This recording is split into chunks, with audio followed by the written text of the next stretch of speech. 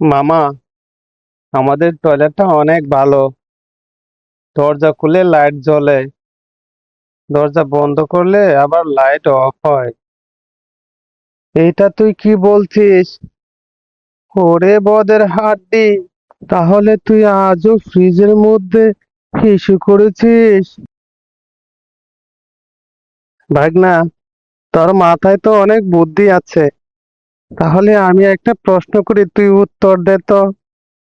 আচ্ছা বলতো, চোররা চুরি করতে এসে তারা কেন ফিঙ্গারপ্রিন্ট রেখে যায়? মামু, এত সহজ একটা প্রশ্ন করলে এটা তুমি জানো না? ওরা বেশিরভাগই অশিক্ষিত হয়, তাই তারা আঙ্গুলের ছাপ রেখে যায়। আর যদি শিক্ষিত হতো তাহলে তারা অবশ্যই সাইন করে যেত।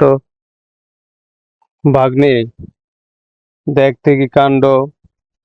কাল আমার বিয়ে, এদিকে মেয়ের বাড়ি থেকে বলেছে বরযাত্রায় খুব বেশি লোক না নিতে। খুবই টেনশনে আছি। আরে মামু, এতে তোমার টেনশনের কি আছে? মেয়ের পক্ষ থেকে তো ঠিক কথাই বলছে।